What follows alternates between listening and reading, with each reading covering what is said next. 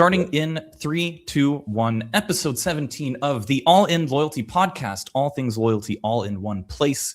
We have an interesting sort of recurring theme where we have been talking about a lot of different sort of mergers, acquisitions, partnerships lately in the loyalty space.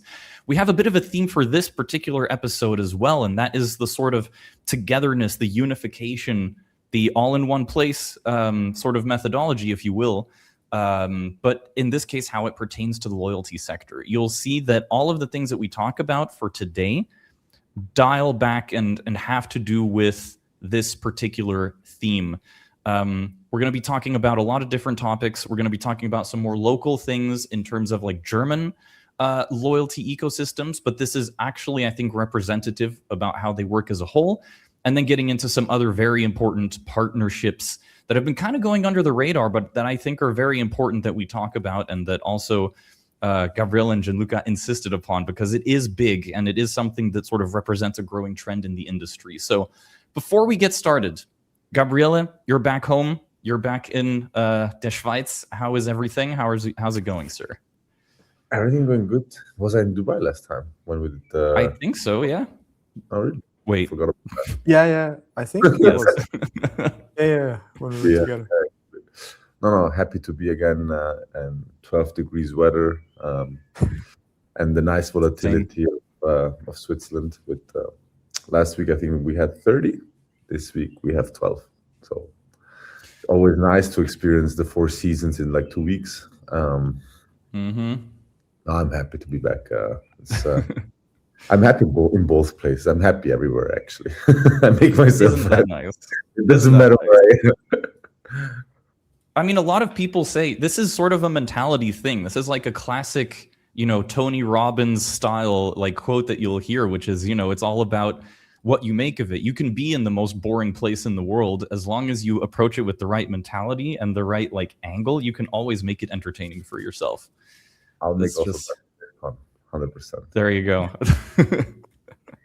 Gianluca, over to you. How are things over in Dubai nowadays? They're good. We only have 2 seasons, not 4 seasons. Mhm. Basically, yeah. No, it's all good. It's getting, if we're staying on the topic of weather, it's getting extremely hot now. We're at 36-ish degrees on Wow. average, 38-ish around there. So at least being inside with the AC is good. My fiance always laughs at me how grateful I am about AC here, and that they have good AC here, because I'm not used to that from Switzerland. I don't know about you in Germany, but for some reason they don't like AC. So It's not a thing. It just doesn't exist. I mean, exactly. the thing is, like, people always wrestle with the idea, because it's like, okay, we have how many like over 30-degree days do we actually have per year? Yeah. Not that many. So is it worth it? It depends. I don't know. If you have like for offices, it becomes a bit of a no-brainer, but like at home, an AC unit is like what, 400 euros, 500 euros, and then you have to pay for the consumption and everything. Anyway, small private problems, but yeah, we don't really do everything. That's true. It's very true. But your thing with the 2 seasons also reminds me of my time in Southern California. It's exactly the same. It's hot and slightly less hot. Those are the Exactly. 2 seasons basically. But they do call it winter here, so it's nice. It's fun. Nice. Very nice. All right, let's dive into topic number 1, because this is an interesting one. This story pertains to 2 companies that had been competing pretty much neck and neck for a while there in the German loyalty sector. Just a little bit to set the stage. Germans do love their sort of coalition loyalty programs. They like them. Everything is like into one specific place. It's a convenient thing. It seemed to be working very well. And there were 2 chief competitors for the longest time. Those competitors, most Germans have heard of, but just in case there's international listeners, you have Payback, and then you have Deutschland Card. Those were kind of the 2 main ones, and each one had their own collection of partners, and depending on who you went to, you could collect points for either of those businesses.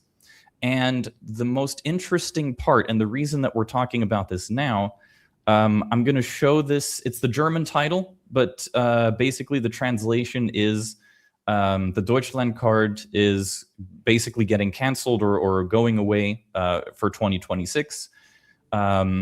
When is this happening, and what's happening with our points? So this is all a couple of very interesting things. Just to dive into a little bit about what this is. So you used to have point collectors in Germany. This is a thumbnail for a YouTube video. People would talk about, which ecosystem is actually better to be a part of, who can, which one can you get the most out of, etc. I think there was even a couple of articles from the Points Guy about, the different systems in Germany and how this all works. So there is one main driver that people talk about why Payback has now been able to outcompete the Deutschland Card. The main driver tends to be, and I'm going to dive into it. Where is it here? The decisive factor is the loss of a central partner. The Edeka trading group moved to competitor Payback at the beginning of 2025. Without this partner, the company said the basis for the business model would no longer exist. So let's do a basic, let's do a basic sort of setting the stage here when it comes to these two competitors. And now Payback essentially having, I don't want to say the M word, but they really don't have that many competitors in the space anymore. So how about some initial takes, Gabriele, on what's going on here, on just a little bit extra setting the stage. 90 employees are affected, but apparently they have been given some socially acceptable solutions, basically some good packages to be good with them. As for the points, just a little bit of extra info there. People that are using Deutschland Card have until the end of 2026 to gather points and collect points, and they still have until end of 2027 to spend them or to redeem them. So that is definitely kind of interesting. Gabriele, what do you think, first of all? Like what is the first thing that goes through your head when reading news like this? What do you think? Do you think what's the cause? What could have been the issue here, or is this wow, Payback are so good? What do you think? I ask myself what they did wrong, basically, to understand. Right. No, but I think honestly, I have the feeling that this whole thing was kind of kicked off. I would have to check the year, but I think it was 2 years ago, where Rewe, because Payback first worked with Rewe, which is basically the other big grocery chain. It's kind of Walmart and Kroger, if you want, so Edeka and Rewe. Yeah. And Rewe basically decided to build their own loyalty program, so they removed themselves from Payback.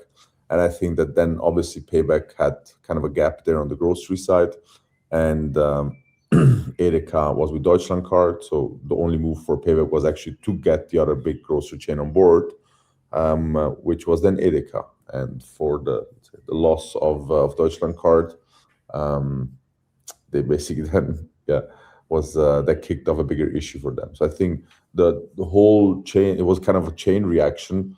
And I mean, Payback, you have Amex behind Payback, so it's another beast than a Bertelsmann Group. They obviously can push in much more money, and just Payback is also more international. So they, I think they're in Mexico, they're in Italy, they're in France. So they have a lot of more markets than Deutschland Card. Again, just a much bigger war chest. So getting a big grocery chain over to them and getting it out of Deutschland Card wasn't, from my perspective, that difficult for Payback. They are also bigger, etc. So it kind of, again, if Rewe wouldn't have decided to make their own loyalty program and they would have stayed into Payback, I guess this wouldn't have happened, because just Payback wouldn't have any need to get Edeka on board, and Edeka would have stayed with Deutschland Card. Then obviously, again, we don't have the details why Deutschland Card failed, etc. Because in theory,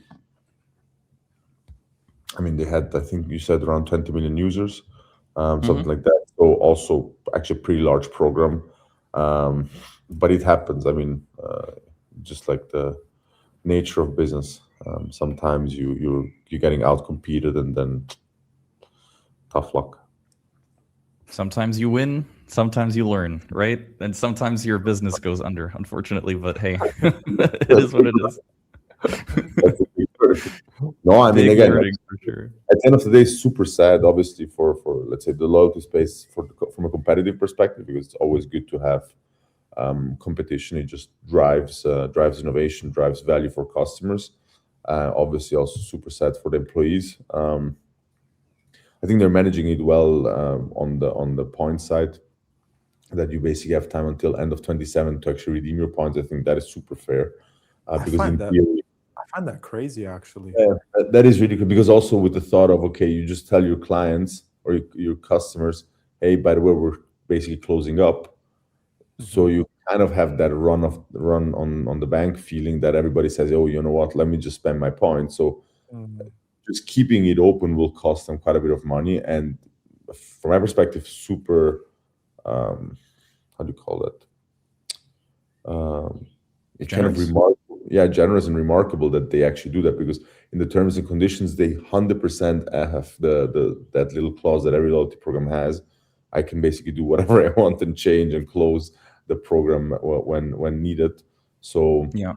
they will spend for sure a couple of millions of euros to just keep it open and keep the redemption side open. So I think that's extremely fair. I was also going to throw this over to Gianluca.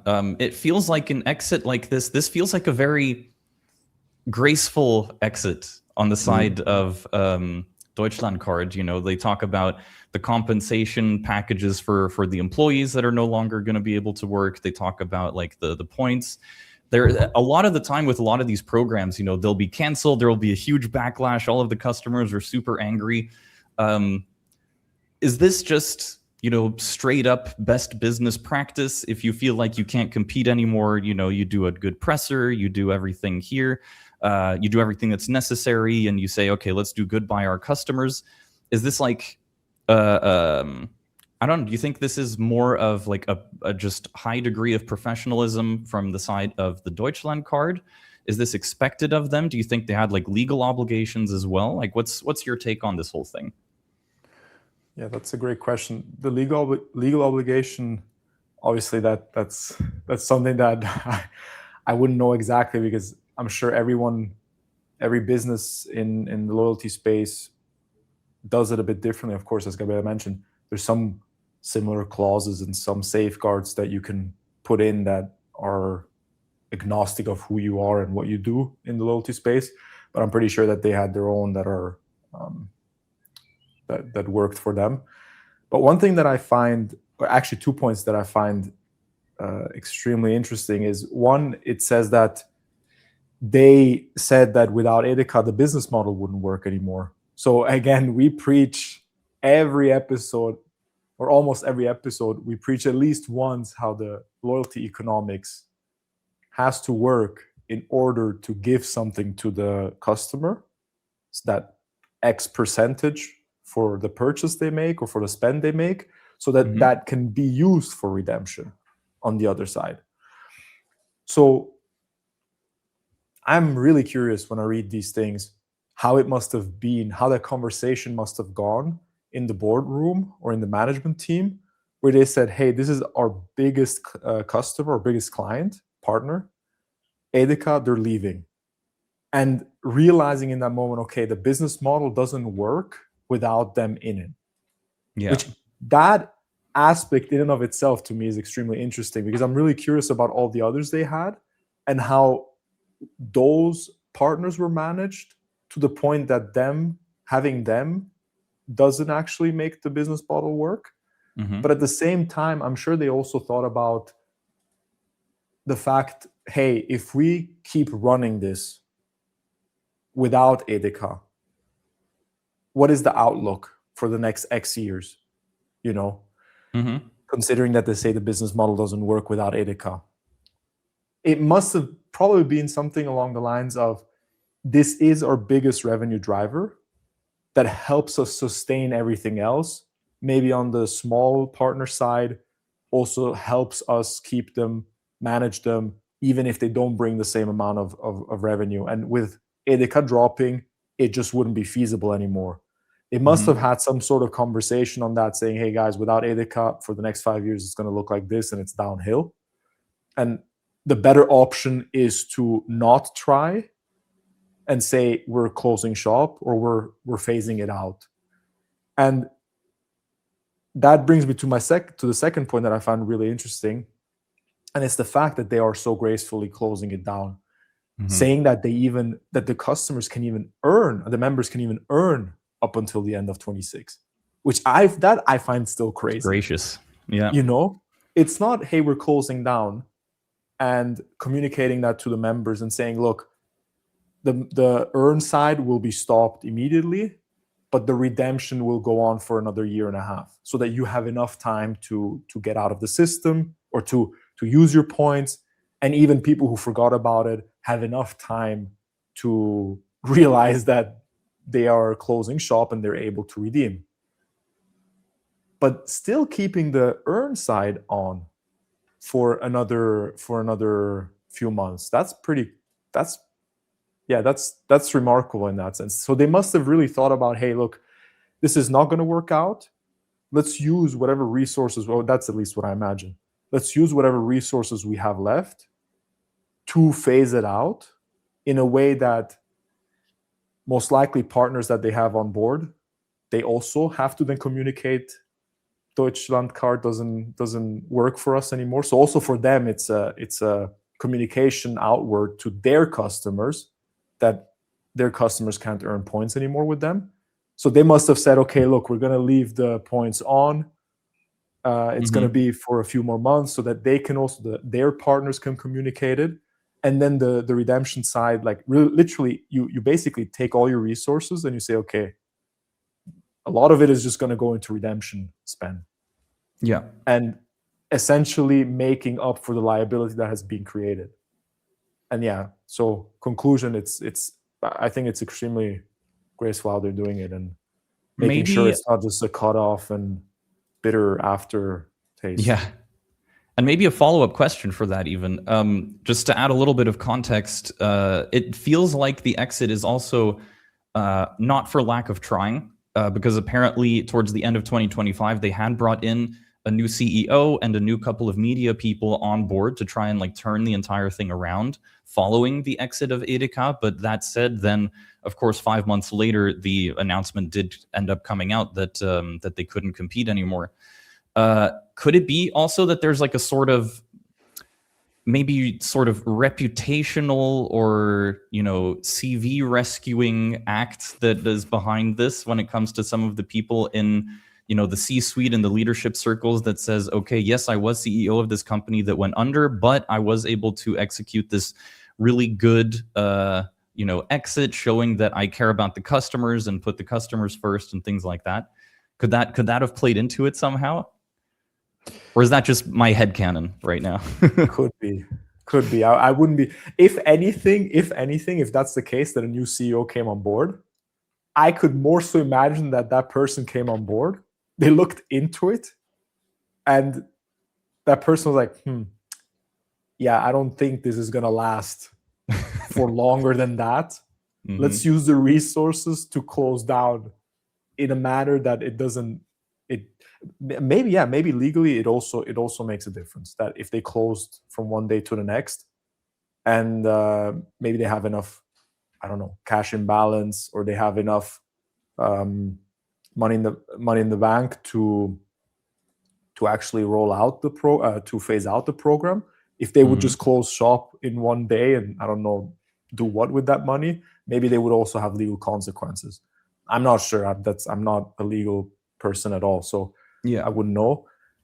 But I can imagine that there must have been some conversation of, okay, how can we do this in a way that it doesn't mess with us more than it should, and maybe also on a personal level for management. I'm sure that always goes and flows into decisions in some way or another, whether it's explicit or implicit. In business, you can't really pull an Irish exit, right? Because everybody knows who you are, and they'll know that you were part of that company. So, yeah. If you're in the club and you just dip, everybody still knows that you left without saying goodbye. I mean, you think you're being smart, but everybody knows. Everybody knows. Anyway, I have a question for Gabriele here. Deutschland Card's user base got tens of millions of users. Maybe I should ask this the most simple way possible. Where do those users go? What happens to those user accounts? Does it go to Payback? Is it up for grabs? Like this obviously then tends to present opportunities maybe for people. What do you think happens there when it comes to their user base? If it's up for grabs, then we're interested.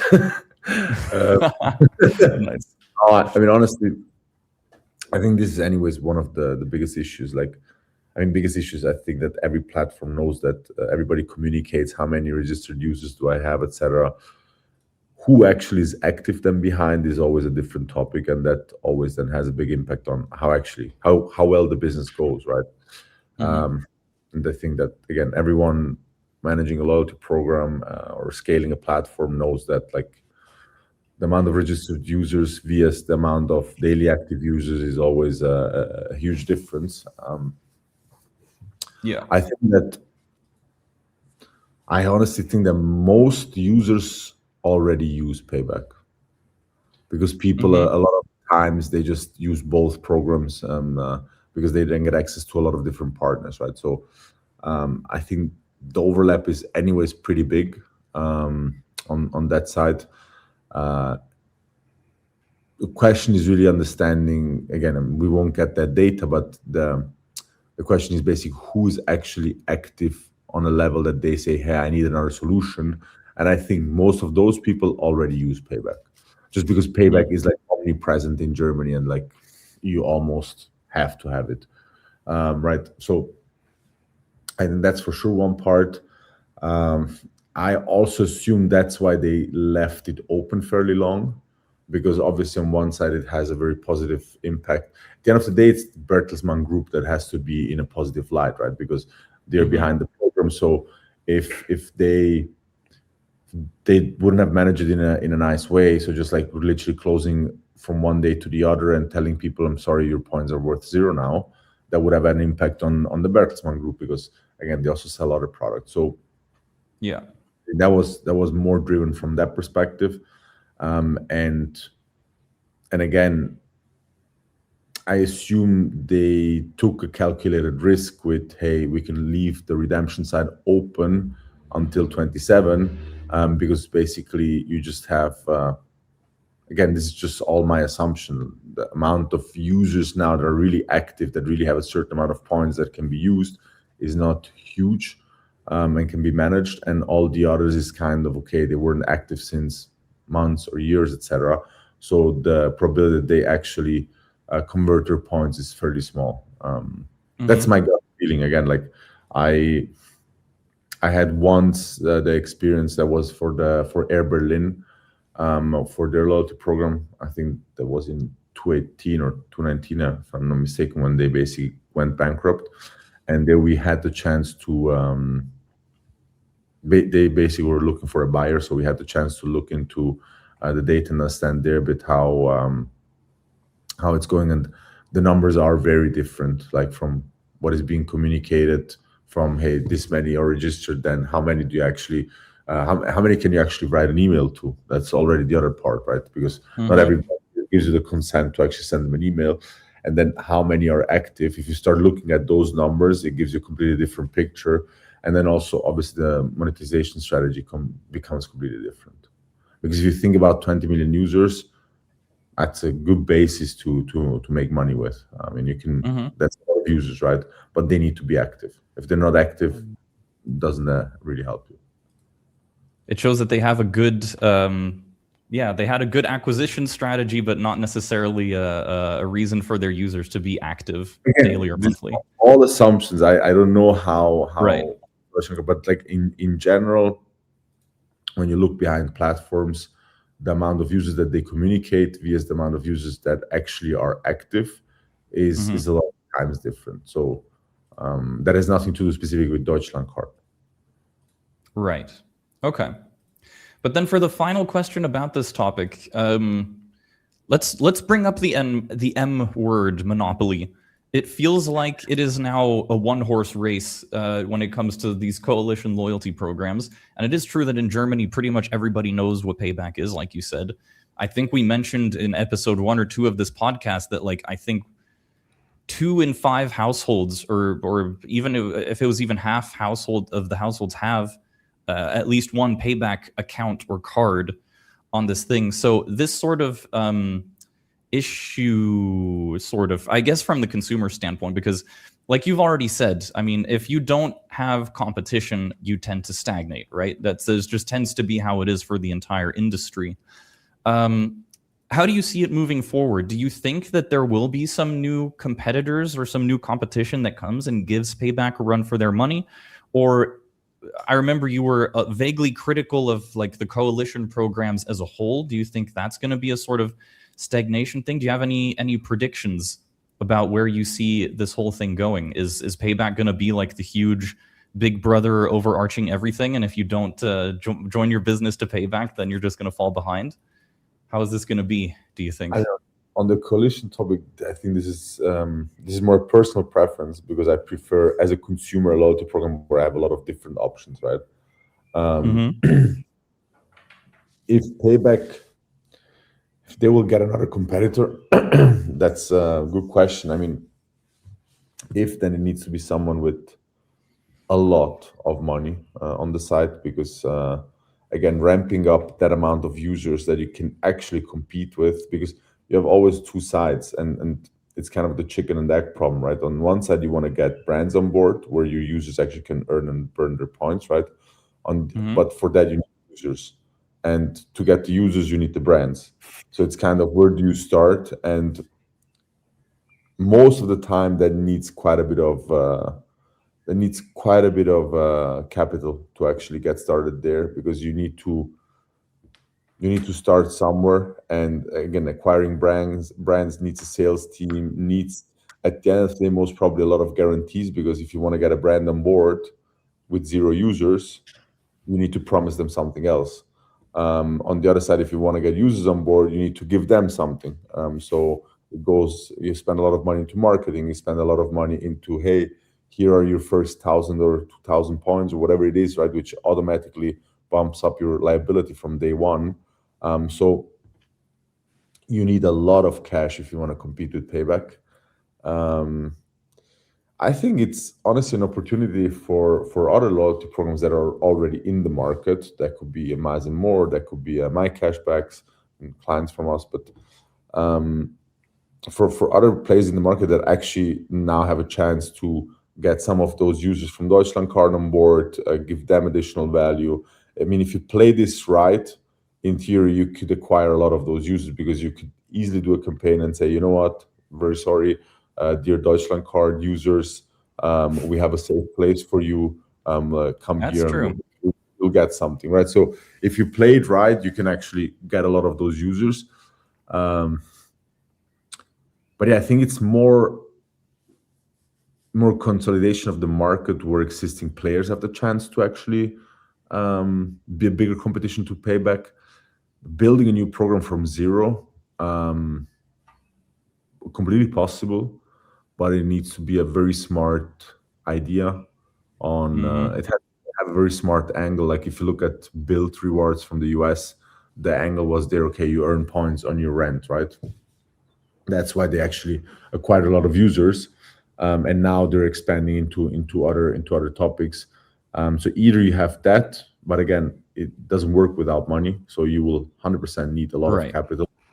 And we're talking at least like 30, 50, 100 million euros over the next couple of years to actually be able to get into the market and acquire users. I mean, if you think about 100 million euros, and you want to get 20 million users on board, you exactly have 5 euros per user acquisition, which is not a lot of money today. Fair. Yeah, definitely interesting. Gianluca, do you have any thoughts on this as well, on what you think is coming for the future here in my country? In my country. Just from the conversation before on the topic that a lot of Deutschland Card members most likely were also Payback members. I'm sure the overlap is big enough that for them, maybe it isn't such a big deal, because if you were you were spending your money at the Edeka group and earning Deutschland Card points, and now you're earning Payback points, and you already have Payback, then it's like, okay, you just basically, it just starts collecting in a different container. Yeah. So I guess for the members, maybe it's not even such a crazy big deal, especially the ones that overlap. But yeah, I mean, the way I see it is, if they have another option to spend their points or to earn their points, it's good. It's as tough as it sounds. It kind of goes in the same direction of consolidating everything into one loyalty program by eliminating others. It's 100%, totally. It's the sad alternative is eliminate everyone else, so you take everything. But in the end, for the customers and for the members, it's one less program to own, and making it maybe a little bit simpler. I mean, we did talk about all of the different like faults on the Deutschland Card side, but you can also probably say pretty easily that Payback is a very well run, very well managed, and like highly strategic company. You can kind of tell based on all of the partners that they brought on, and the fact that they've kind of become a household name and are creating a little bit of loyalty of their own through their branding, through the posters in the stores and stuff like that. Like, I can't go to an Aral gas station or go to Edeka without seeing the little blue, Payback mascot kind of all over the place. They clearly know what they're doing, and they've kind of cemented themselves, for now at least, as the sort of main thing. I was going to show off. I have my own little Payback card here as well. Nice. I'm one of the 1 in 5 households, whatever it is. But yeah, I mean, it just goes to show, like, it works. And like in any other type of business, you have competition. And when you outcompete, you do win. But everybody knows, competition is kind of what breeds the most productivity out of companies, right? If you have a monopoly, then you start to make a lot of these more stagnant and complacent choices where it's like, should we do this? Well, I mean, we don't have any competitors, so we might as well, right? It tends to kind of go that way. And that's why, yeah, like a lot of people have said, and the general consensus around this announcement has been, a faint tinge of disappointment, but also we kind of saw this coming at the same time.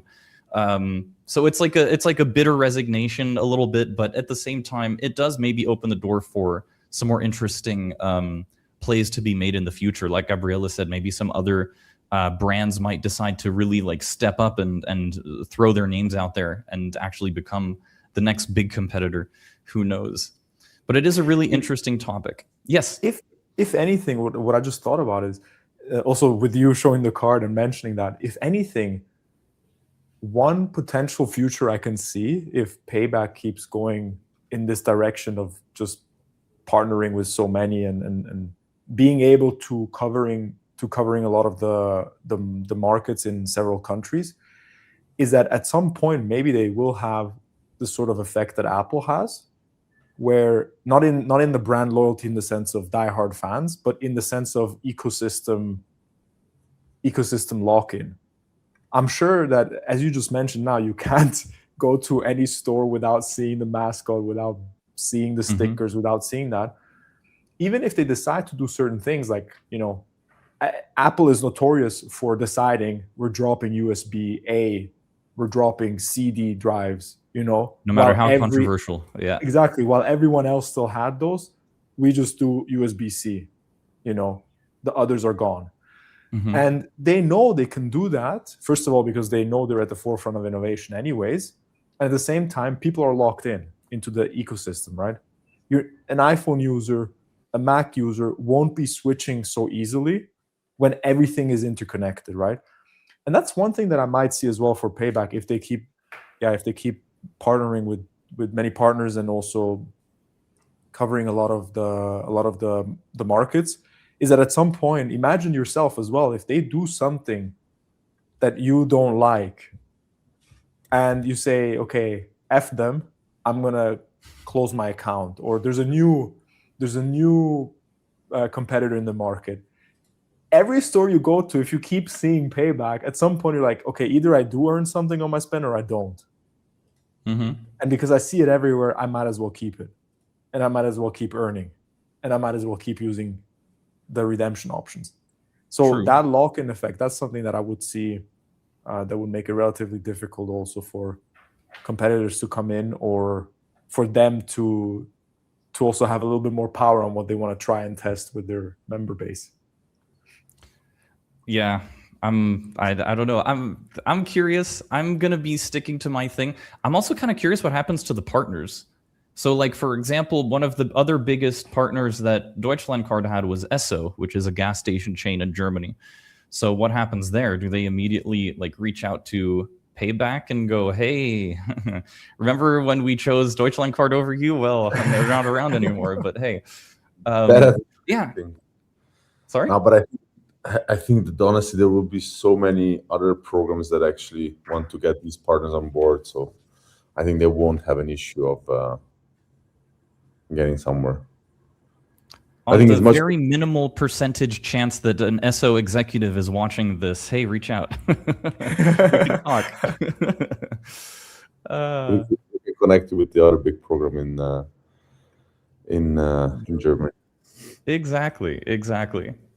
And from there, moving on, I was talking about a recurring theme, and this is like a sort of all-in-one place kind of theme. So in Germany, they do like to have everything in one spot. I mean, every store, every brand still tends to have their own little loyalty program, but people do like to have that sort of Payback ecosystem that everybody can go to. And now we've been noticing this in so many different sectors, whether it's hotel chains or airlines or online services and things. Everybody is trying to be the all-in-one place, like app or business or whatever it is. I mean, most vocally, of course, X is currently being that way. I mean, you can tell they're going to come out with X Cash or X Money or whatever it is very soon. Apparently, Reddit is also working on something. Just in general, all of these businesses are trying to sort of grasp at the entirety of, you know, a customer's journey or activities through something. And this is also just as relevant when it comes to airlines, when it comes to hotels, and then when it comes to something just as relevant, and that's ride sharing. So interestingly enough, our two other stories for today have to do with Uber and Lyft. Both of these are the biggest sort of ride sharing platforms out there right now.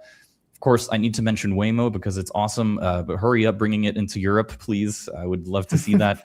But yeah, on this side, we're going to start with talking about Lyft, because both Uber and Lyft have signed some huge, interesting partnerships. And both of these have been about securing their sort of presence throughout a customer's entire journey to somewhere. So we're talking about starting with, you know, the planning, and then the ride to the airport, and then boarding, and then the flight itself, and then the hotel and everything, that it's all in one sort of encompassed experience. So that's why we've got our first report here. Your airport ride is now a loyalty program.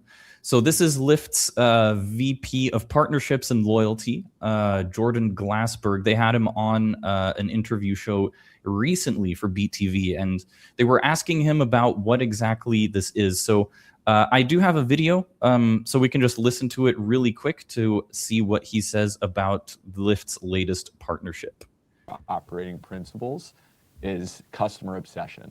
So we want to put ourselves in the customer's shoes in anything that we do, right? What is the customer feeling? What are the unmet needs that we need to meet in that moment in time? And how are we constantly showing up and providing value? One of the ways that we've recently done that is through our integration and partnership with United and their Mileage Plus program. So we actually launched a little bit ago the ability for customers to integrate their Lyft account and their United Mileage Plus account, and you can actually earn miles on your rides, which is great. Now, we've just recently enabled the ability for those same customers to pay for their rides with United Mileage Plus rides as well. So now you have this earn and burn activity that customers can do within the ecosystem, and we're creating that seamlessness for the ride. So that's one way that we're thoughtful about the travel experience, and there's a bunch of other products and ways that we're showing up to really make sure we're meeting the moment for our customers that are in those high stakes travel instances. we've mentioned before about how we love the way that he says earn and burn. Like it's the first time he's ever said it, which is kind of fun. But the most important part about that is that, yeah, Lyft and United partnering up, making sure that you can actually use their miles for Lyft bookings, which is definitely super interesting. So you can earn miles through Lyft, and you can actually spend miles for the trips as well. Seems kind of familiar, doesn't it? It's kind of interesting that such partnerships are actually arising. How about some initial thoughts, Gabriele, on what this partnership entails, what this represents, and maybe even like on a zooming out, like why are these partnerships happening now, like at this sort of point in time? Because we're about to talk about another big Uber partnership, or even two major Uber partnerships with hotel groups at the same time. So is this just everybody at the same time that's like making a play? Do they have intel on each other? Are they like, oh my God, Uber's going to do this thing, we need to do this partnership as well?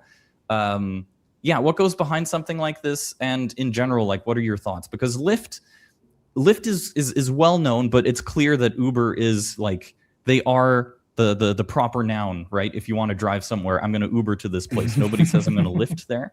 But it is still very interesting that they have like been able to secure a partnership like this. So yeah, let's get some initial thoughts from you. What are you thinking about all of this? I think it shows at least two very strong signals. One is that partnerships are super relevant because you can just cross-pollinate both communities and ecosystems. You can actually add so much more value to your to the member experience or to customer experience. So again, I think it signals very clearly partnerships are one of the strongest way to actually increase your customer base, increase revenues, etc.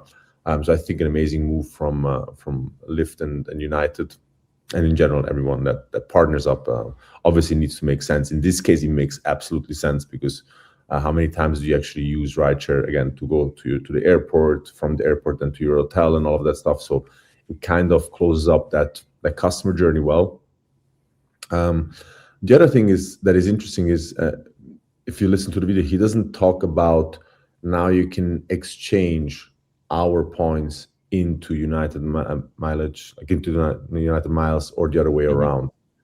So, and again, I didn't check out Lyft, but what I know from Uber is that they don't have a loyalty program. Like you can't earn any points right now with those tools, and it shows that even large companies like Lyft or Uber prefer to actually partner up with a large loyalty program instead of building their own. So I think that also shows the value of connecting to these large players to actually reward your customers instead of building your own user experience for all of that and moving in that direction. So I think those are two very strong signals that I see here. Again, in general, it's super valuable for the whole loyalty space, for consumers, from Lyft, for United, etc. So I think I can only say positive things about the partnership, and those are for me the two strongest signals right now that I see. And again, the partnership has generally been, seen as quite a positive one. First of all, on the Lyft side, people are, impressed, happy, satisfied, whatever it is. Investors are happy that they can actually, manage to close deals of this sort of magnitude with like one of the top 3 American airlines. That's one of the big sort of most important ones. Also really interesting is this thing that we're hearing from their VP of partnerships, that they really want to start to, and this is another very familiar quote, get themselves involved with like not just the flight itself, but actually getting those miles and Lyft points or whatever it is involved with people's everyday lives. And this is also something that we're sort of, I don't want to say like approaching from a business sense, but like, actually making it so that people can actually earn these points in like every sort of facet of their daily lives. So it's really interesting that a lot of these other major companies are kind of thinking the same way. I find it really curious. And sorry? Does Lyft have points? That I don't know. I might have spoken a bit too quickly there. Now you confuse me quickly. No, I was just assuming that they do, but no, I've never actually used Lyft myself, so I'm not sure. Okay. But I would have another interesting. I would have another question, maybe for Gianluca or so. I think this would be kind of curious to hear, because when it comes to the consumer behavior, right? How does someone react to something like this? If you're a United flyer or if you're a Lyft flyer, what is, like, psychologically, I feel like, if you're a United flyer and you say, okay, I need a ride to the airport. Wait a minute, I just heard the news. We are with Lyft now. I have Uber. Is it now worth me actually downloading the Lyft app to actually go over there, right? That's like one of their main things when it comes to these partnerships is customer acquisition on both sides, right? The cross-pollination. I don't want to call Lyft like the inferior company, but it is sort of like less of a household name maybe than an Uber is. Do you think this is something that affects the United sort of customer base, or are they just happy to have this extra thing? Because I know they're not necessarily as big in Europe, but in the US at least, Lyft is still all over the place, and you will find a ride just as easily. So I don't know. Do you think you do see it most often in movies? You see more That's Lyft true. ads in That's movies true, than Uber. actually, yeah. One thing I noticed recently. They have good product placement. That's 100% true. Yeah, but in general, like, what do you think about this? The customer, like, cross pollination here. Yeah, honestly, it's funny that you asked this question, because one of the first things that came to my mind when we were watching the video was exactly that. If I was thinking about myself, if I had to take a ride now to the airport, or in general, if I had to take a ride somewhere, knowing that the loyalty program, the frequent flyer program that I use for flying, and frequent flyer programs are among the strongest ones in general. So it's sort of always good to have one of those. It would sway my decision, especially if the prices of the rides are comparable, and the rides themselves, the cars themselves are comparable.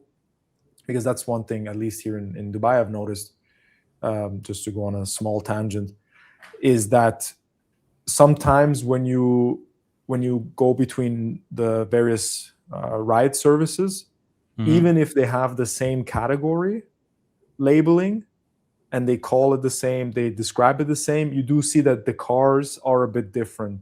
So some ride companies like Uber, I would say, do have nicer cars. So across the board, they are nicer everywhere. You go to others and it's a bit less nice. So in that sense, if they're all equal, of course it would sway.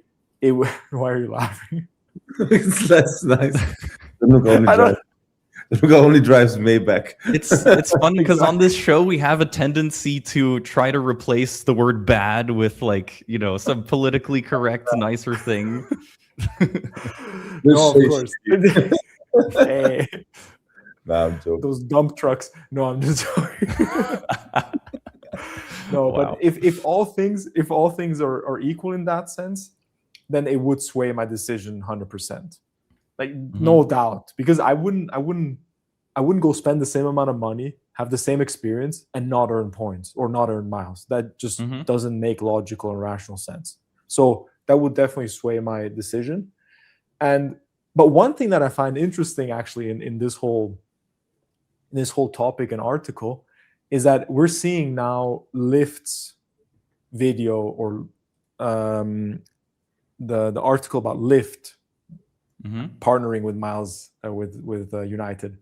What I find interesting that they say, and I actually just checked it out just because I was curious myself if they have points. So I just wrote onto Google Lyft points.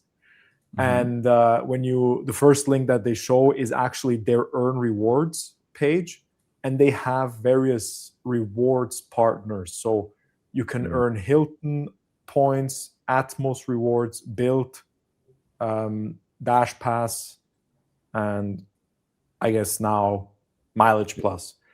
So it's interesting because the way that he describes it is they're making it so that their customers, their riders, can earn rewards that are helpful throughout their life, throughout their daily life, right? Because you have Hilton, you have other, so it's points that you can use whichever one you connect to. I assume you can't connect to all of them at the same time, because economically speaking, that would not be so great for Lyft. But you decide which one you want to connect, and then you are able to earn, or maybe you can even swap them out per ride. What I find interesting, in my opinion, it's kind of a united message that should be, hey, dear customers, hey, dear members, we now covered another part of your journey in your whole travel journey where you can earn and spend our miles. Mm-hmm. You know what I mean? Because it's almost as if I'm spoken to as a United member, as a Mileage Plus member, now knowing that, hey, I don't only earn on the flight, I also earn before the flight, getting to the airport to fly. And that I can do through Lyft. So I'm sure, I hope for Lyft, but I'm sure that Mileage in United also made a release, an article.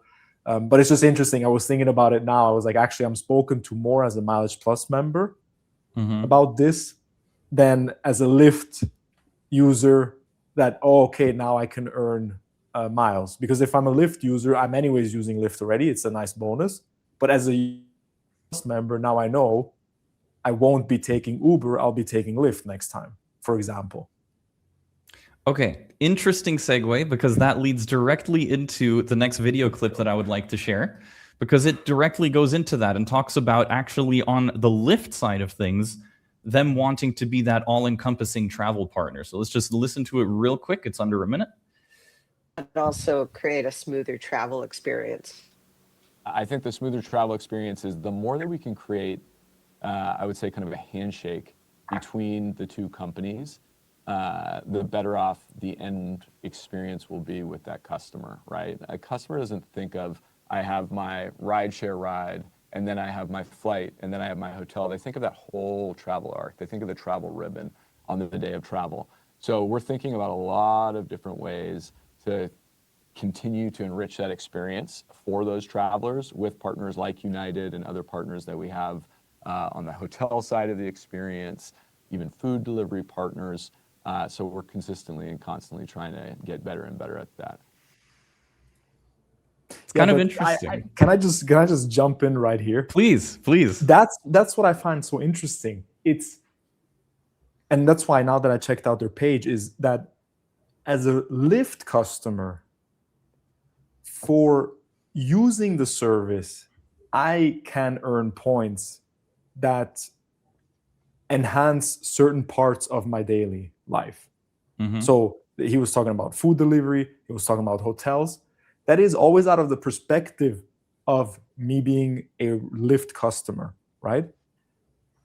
And it's funny because he was talking about the ribbon, the travel ribbon, right? So all of the aspects of traveling. To me, that is more of a united communication, because it's United is the overarching point or mile that you get for all the activities that constitute your travel experience. So being able to earn the mile on the Lyft ride, being able to earn the mile on the flight, being able to earn the miles at the hotel stay, and let's maybe say even experiences throughout your vacation. If they all funnel into one mileage or one mile system, there I see a lot of power. I mean, I think it's excellent what Lyft is doing. I'm not saying it's bad.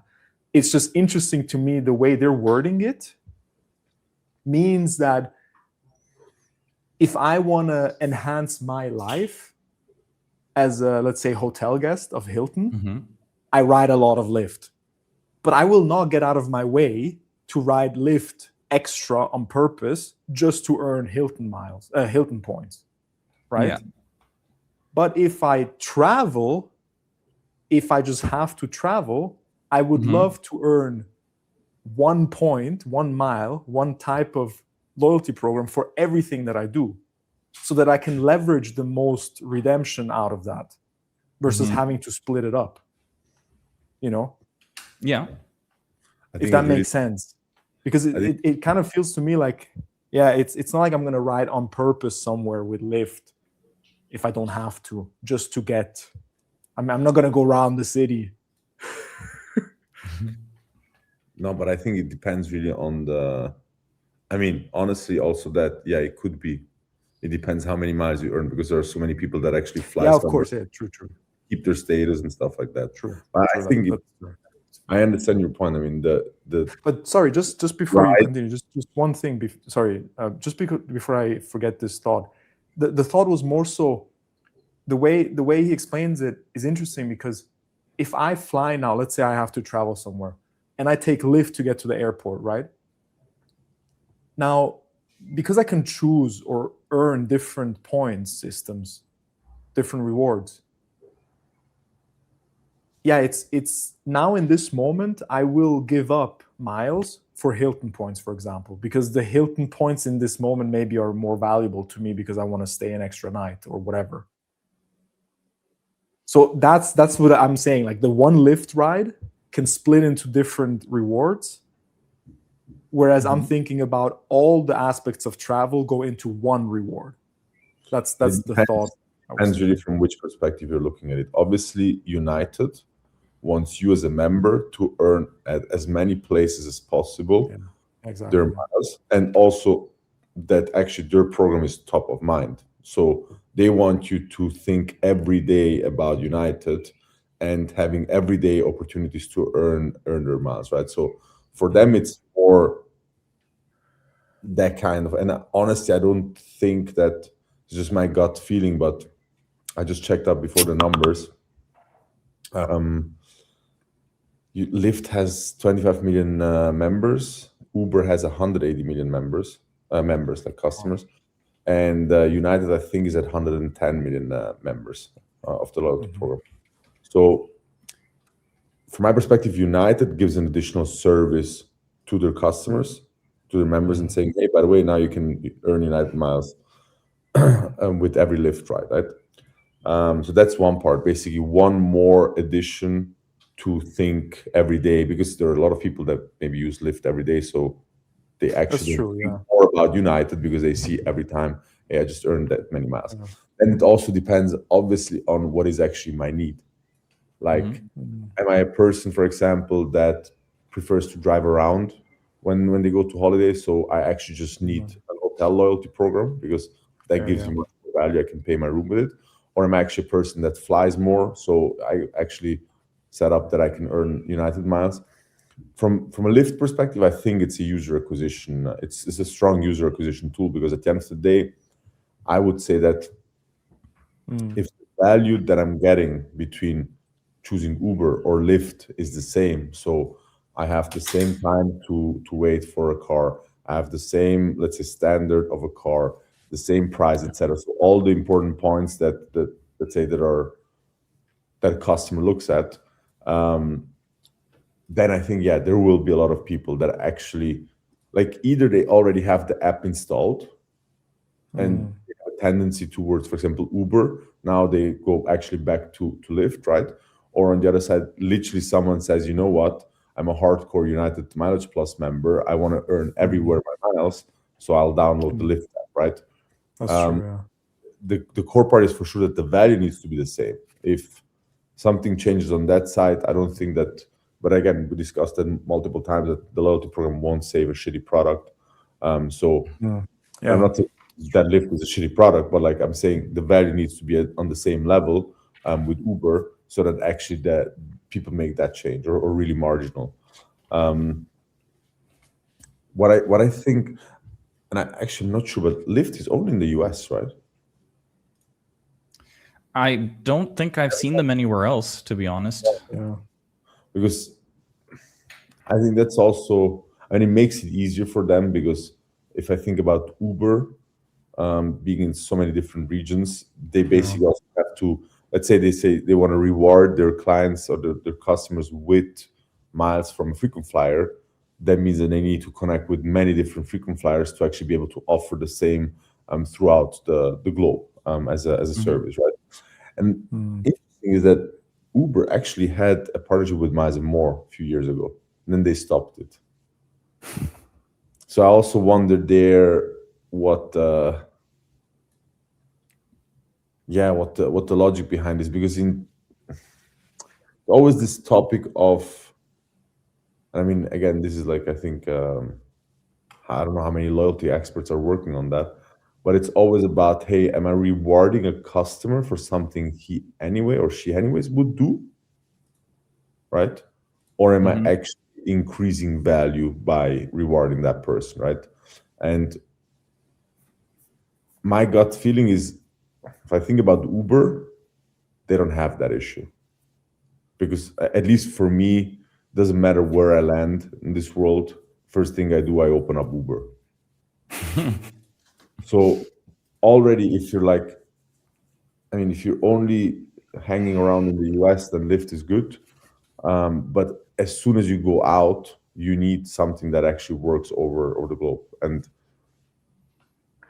so I think a bit about like how much value.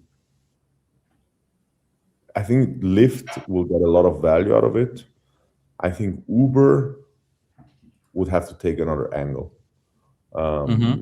which then goes more into the direction of literally how many miles did you drive with me? How many, I don't know, streaks did you do? Are you driving every day? I mean, if I think about when I'm just take when I was in Dubai, right? If you think about the time that you spend with one of those brands, so in the customer journey, right? So I mean, not me specifically, not because I drive to the airport with my own car, so I don't take the Uber for that. But as soon as I basically get into the plane, I'm spending a certain amount of hours in the plane.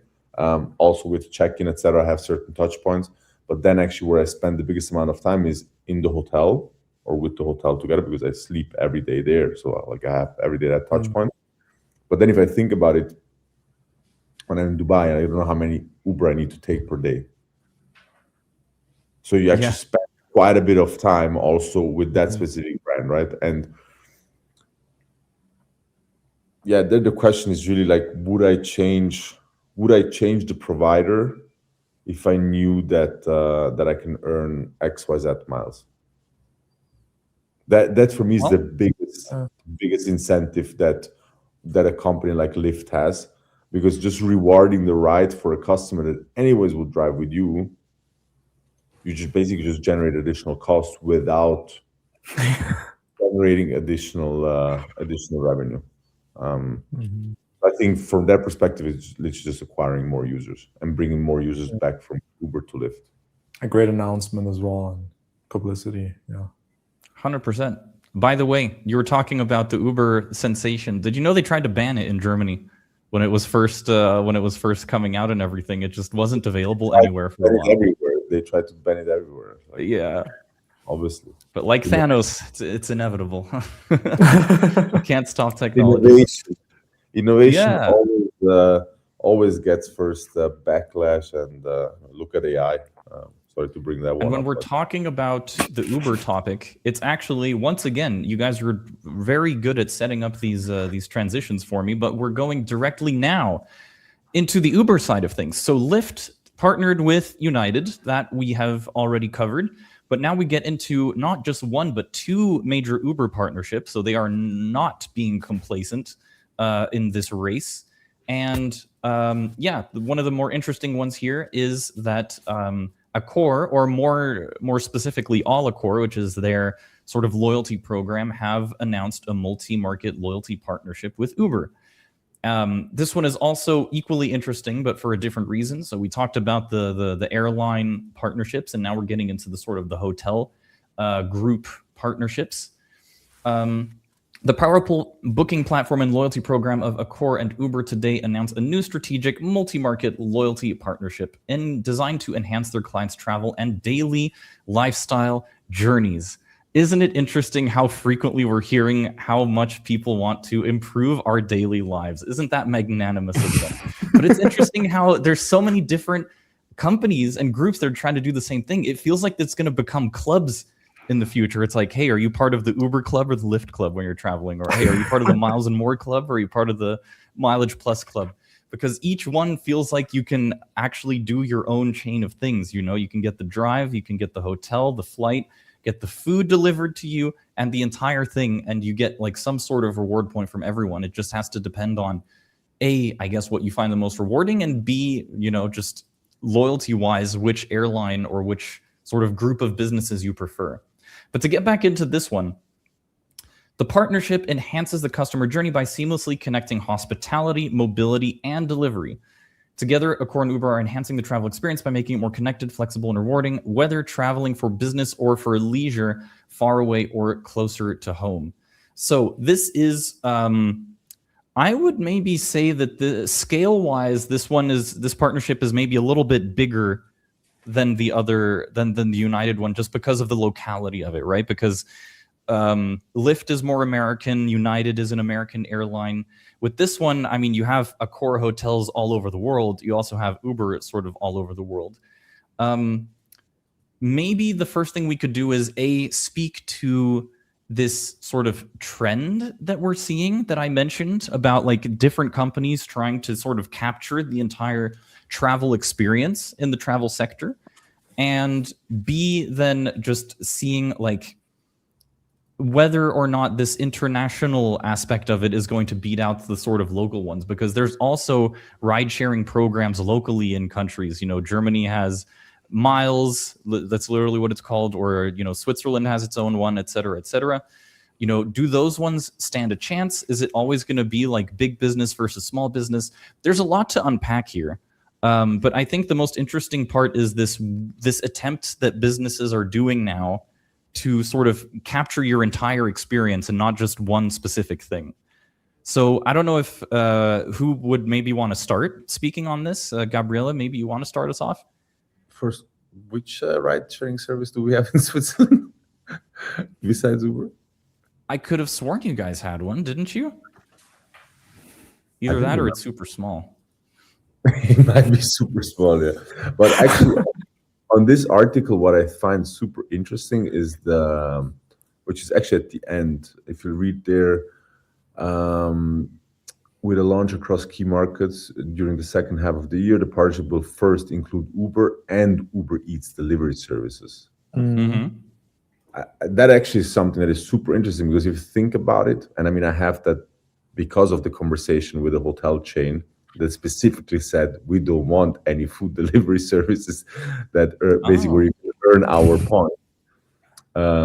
This is super interesting because in theory, as a hotel, you want to push your internal food and beverage services, right? You have restaurants, you have room service, et cetera, et cetera. So it's crazy crazy. Again, I'm not judging it from a positive or negative way. I just think it's super interesting that Accor opens up those doors to Uber Eats, because that means that you literally can sit in the hotel and order. I mean, anyways, people are doing it, but you kind of even incentivize it, right? Because now I was able to earn my points when I order room service from the hotel, and I couldn't earn it through Uber Eats. But now actually doesn't make really a difference if I order Uber Eats or if I order it through the hotel. I actually earn my Accor points, right? So this is something that is super interesting. And I'm really wondering what the thought process would be. Really curious to sit in that room and understand what the thought process was, because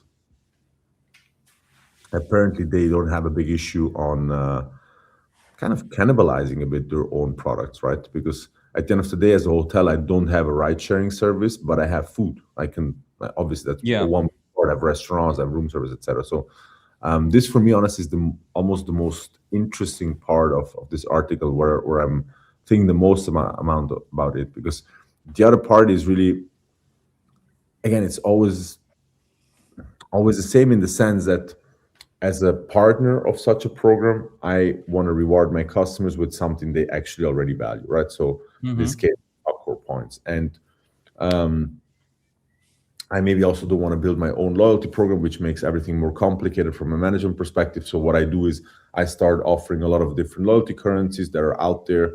Obviously, where I have a big overlap from a category perspective, from a customer perspective, etc., and then generates value for let's say for my customers and for myself.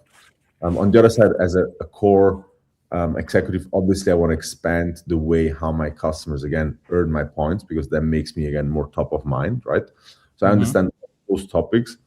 The one where I'm stuck and where I'm really thinking about what was the thought process there is why incentivizing your own customers to spend money outside of your hotel and basically putting yourself in competition with those services, because you're basically competing with, at the end of the day, almost every restaurant around your hotel, because Uber Eats has a lot of players. So this is, for me, this is the most interesting part. Do you think it was? Yeah, sorry, go for it. No, go for it. I was gonna ask if it was more of a, like, do you think it was more of a strategy negotiation thing that Uber said, hey, it's either both or nothing in like the meetings when they were talking about this? Or was it actually like more of the hotel executives going, maybe this could help us in a way, or whatever it is, and they thought about it and they're considering something that we're not? Do you think it was like a negotiation tactic on Uber's side, maybe? Because they get the most out of it for sure. I don't know. That's the thing. That's the thing. I don't know if they get the most out of it. I mean, at the end of the day,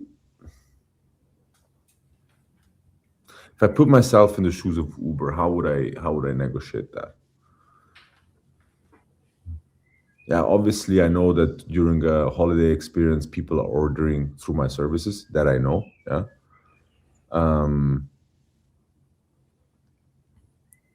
It's weird because as an Uber executive, yes, I would push for that, right? I would push that. Hey, I want also that my customers can earn on the food delivery the points. But as a core executive, I don't know if I would want that, honestly. Like, I would prefer to push. I mean, obviously, I can work with, hey, if you order through my hotel, then you get 2x points instead of Uber Eats, etc. You can always play with these things, right? But I would rather push the food and beverage side from my hotel rather than pushing food delivery. Which does it go then? Creates also from a logistics perspective. I mean,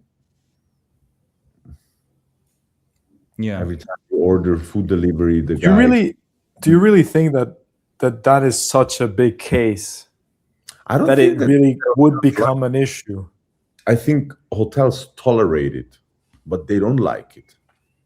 No, that they don't like it, sure. But also, you have stuff flying around the hotel, basically all these bags from Uber Eats and all the food that you're ordering. Every time the food delivery guy comes, you actually reception needs to. It just generates so much more work for the hotel that I wouldn't want to push it. Yeah, I mean, I think that it's such a big issue that they have, like them. They probably have the data on that. You really think it's such an issue that they're like, no, we don't want that, or we don't want people. I have the impression that it's more so, how are they going to segregate or tell Uber, hey, it's just for the rides, not for the eats? Simple. When it's probably under one system. No, it's 2 apps. I mean, already that. I don't know.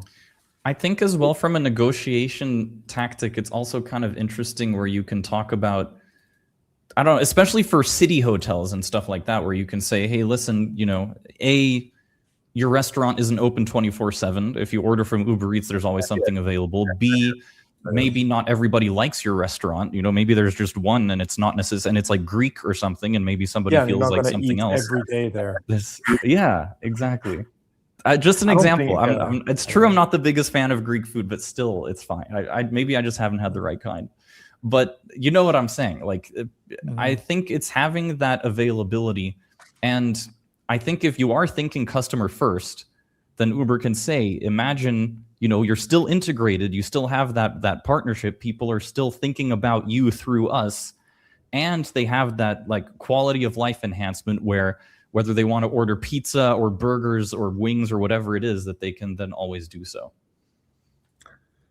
I think it's more that the amount of Uber Eats you order outside of your hotel stays is probably bigger than when you're at the hotel stays. Mm-hmm. So if I spend 50 weekends at home and 2 weekends in the hotel, I'm sure I've ordered more Uber Eats in those 50 weeks or weekends than I have in the two.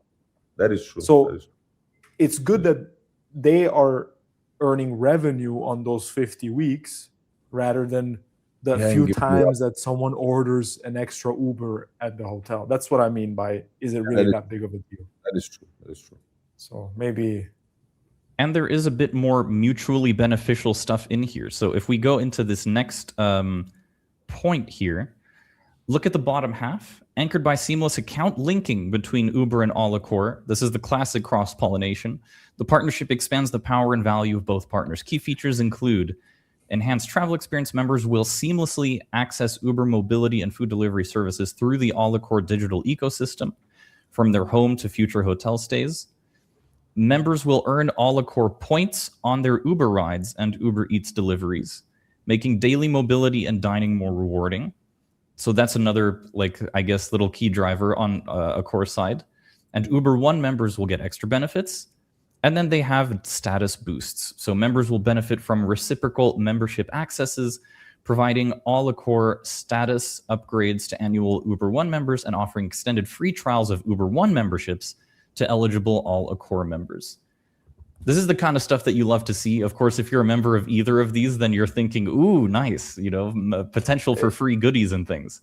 You know what's funny? But I think, yeah, please. What's up? I literally just, while we were talking about this, I would literally download the app and created an Accor account because I thought I had one. I didn't. But I can't connect them. I don't see the connection. It's kind of sad.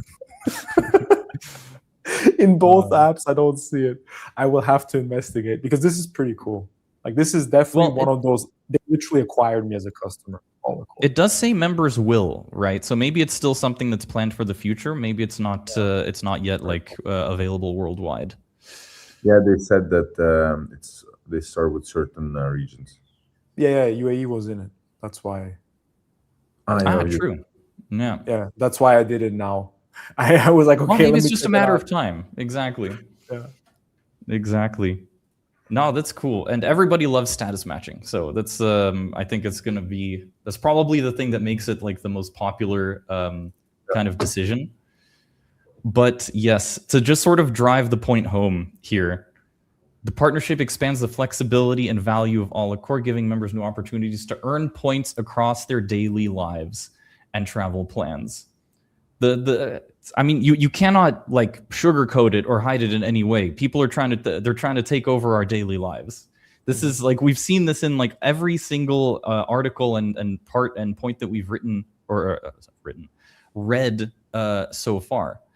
And to sort of further drive the nail in the coffin, just the other day there was another announcement.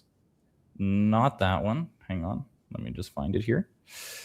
Here, Uber expands into travel with hotel bookings and new in-app features. So this was during one of their events where they announced that they are partnering with Expedia Group. Among the new offerings, Uber introduced a partnership with Expedia Group that allows Uber customers to book hotels directly in the Uber app, unlocking immense value for travelers at a time when airline prices are soaring and the summer is predicted to see a surge of travel.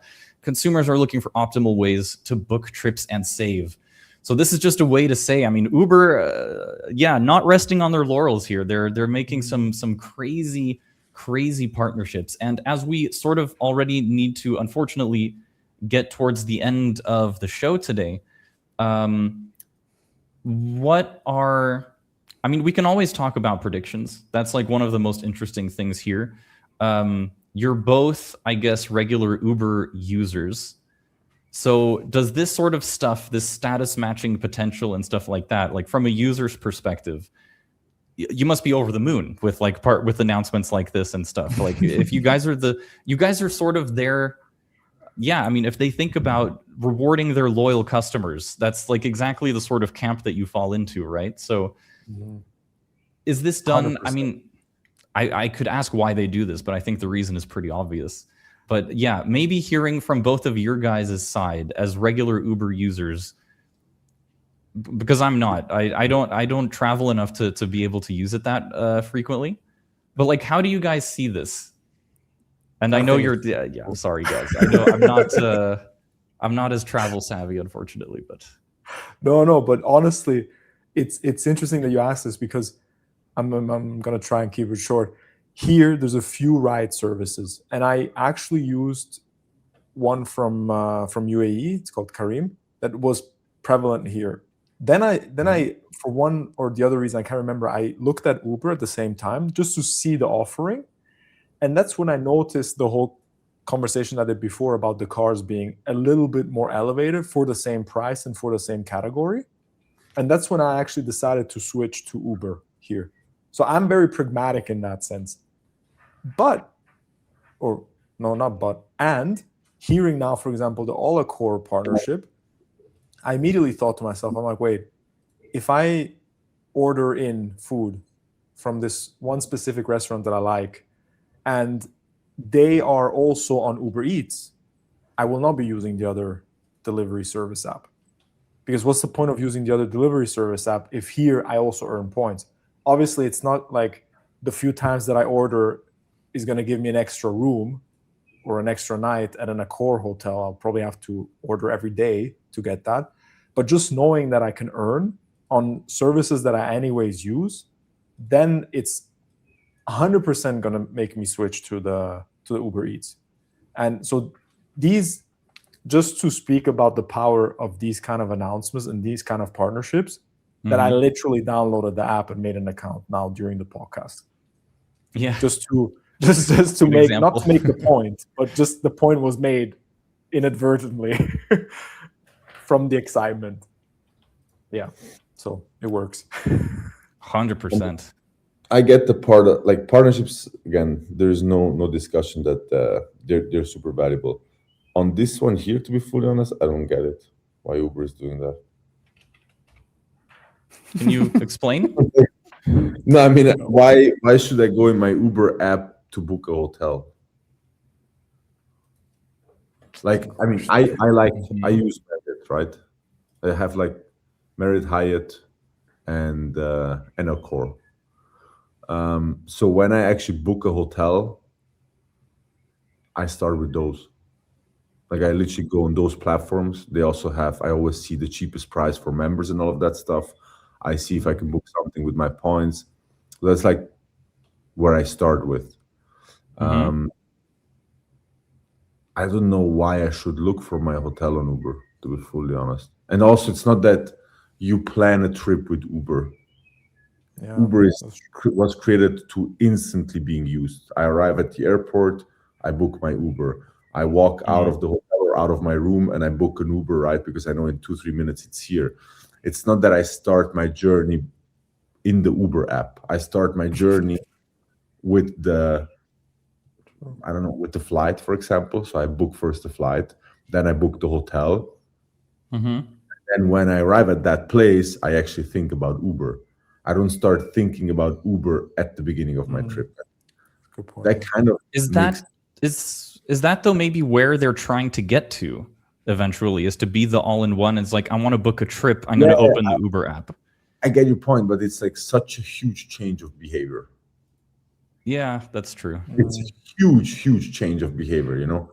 It's not that you're talking about what Gianluca also just explained. Hey, I can order from this restaurant on 2 different food delivery apps. Now I know here I actually earn points. There is almost zero change in behavior for me, you know? I basically get the same, do the same, but I get an additional benefit on top. In this case, and I mean, I also wouldn't see the logic from Expedia that Uber gets a better pricing that I offer as Expedia. You know what I mean? Because then I cannibalize myself by giving them more value. So that's kind of the weird thing. And honestly, even from a user experience, like I wouldn't know how to.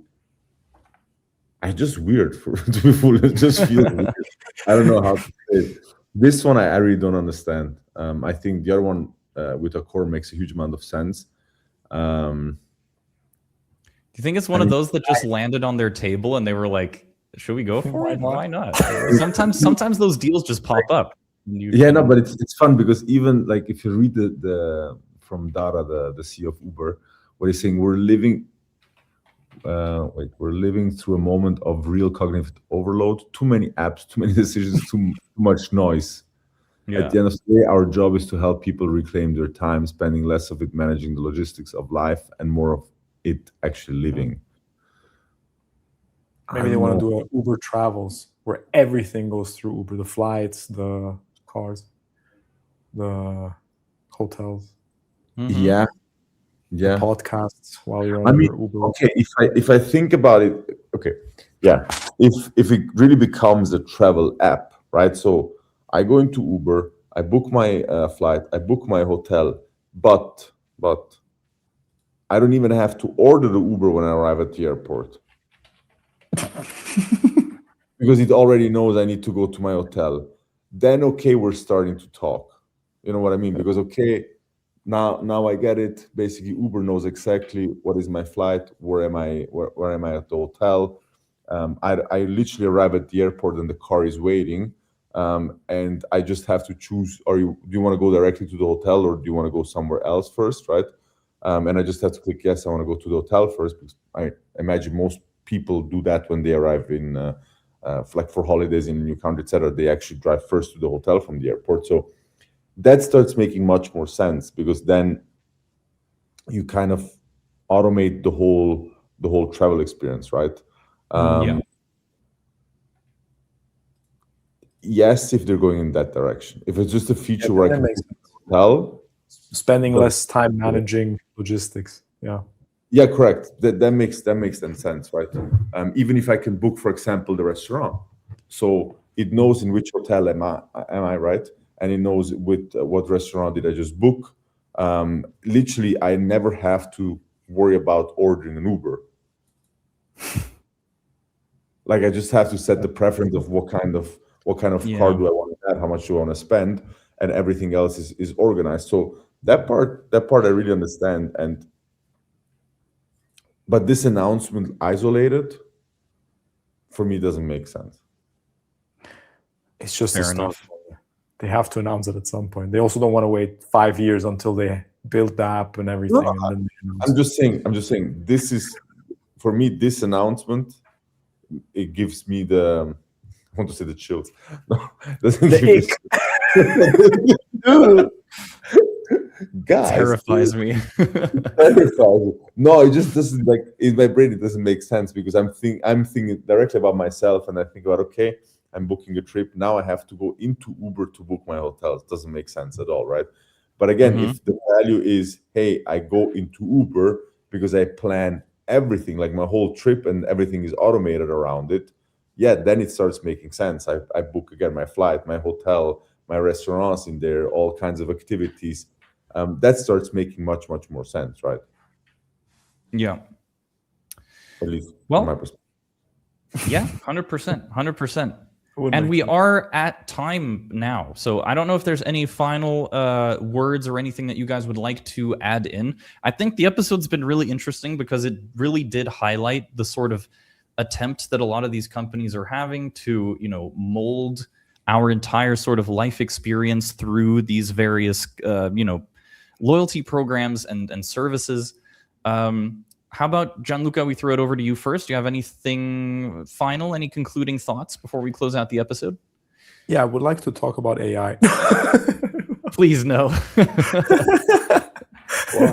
Next episode.